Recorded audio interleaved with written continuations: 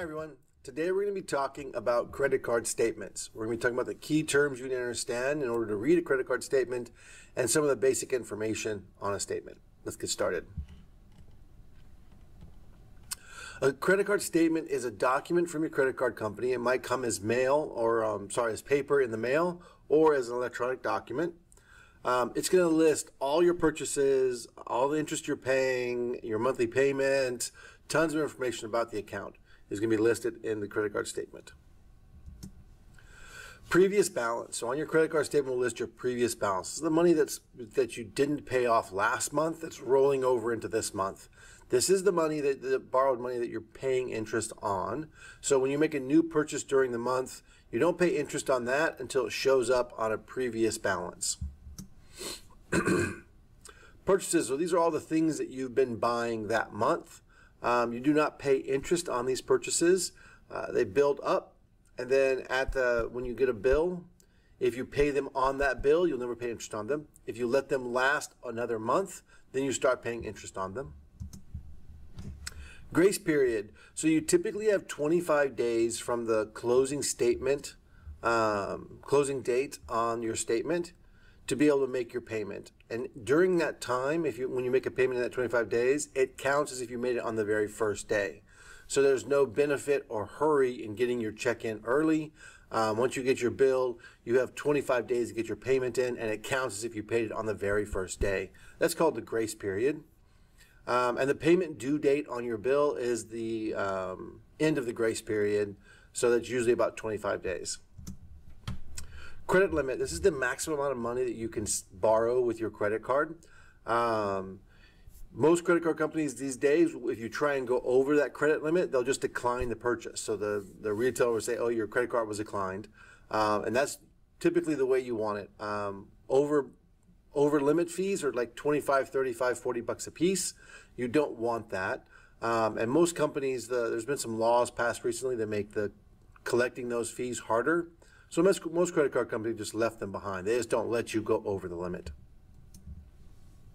So there's three main ways to use a credit card. The first way is the kind of way we think of, which is buying things online and in stores with purchases. This type of transaction usually typically charges the lowest of the interest rates. Now they're crazy high because it's a credit card, but it's the lowest of those crazy high interest rates. The other way you can use your card is do what's called a balance transfer. So if you've got two credit cards out there with debt on both of them, what you can do is have one credit card purchase the debt from the other credit card. So they'll send them a check that'll pay off this credit card, and then all that debt will transfer to this credit card. You would do something like that in order to take advantage of a lower interest rate on the other credit card. So there's typically a 3 to 5% fee to make that transfer happen, so that fee is not free. And then oftentimes when you do a balance transfer, you get what's called a promotional APR. So it's a temporary interest rate of a really low interest rate of like 0%. So they might say, hey, on balance transfers, you get a 6-month 0% APR. Okay. And we'll do more on balance transfers and whether they make sense or not later. This type of transaction is typically a higher interest rate than purchases, but usually it's either the same or a little bit higher. The last way you can use your credit card, this way is not a good idea. I really recommend against it, but is to take a cash advance. You can actually go to an ATM or a bank and draw out money just like you would on your debit card, except this usually comes with high fees and super high interest. Also, your credit card company will from time to time send you in the mail blank checks that you can write. Using those checks is not a good idea. They count as a cash advance, and they're going to have the highest interest rates of all of them, of all three of these things, highest interest rate out there. So you'll be paying a lot of interest on cash advance money. So be careful doing it. I would recommend not doing it. All right, the next thing I'm going to talk about is the Schumer box of minimum payments. So on the right-hand side here, you see this is a little excerpt from a credit card statement. All credit card companies are required by law to include this information on their credit card statements. This is kind of like the tobacco warning on cigarettes. Where they say, basically the cigarettes are bad for you and will kill you. Except this one tells you, hey, credit card debt's really expensive and hard to pay off. So this is what that warning is for.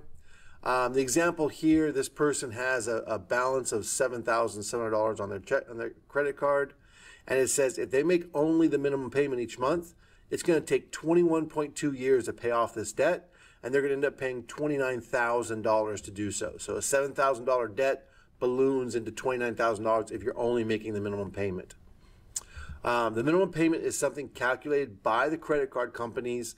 The goal of it is to keep you paying interest forever and ever. So making just the minimum payment is not responsible for credit card use. You can think of it as if something really goes wrong one month and say your car breaks down, you have to spend a lot of money doing that. You can pare down your credit card payment down to the minimum due and be able to just kind of get by. If you pay the minimum balance, you won't get any late fees and you won't get any negative consequences. The credit card company thinks you're in good standing. But just paying that minimum balance is going to cost you $29,000 instead of $7,000. So be sure you know that that's the case. All right, that's it for credit card statements. Next thing you're going to do is actually look at a credit card statement and start pulling information from it and learning how to read it. Awesome. Good job, everybody.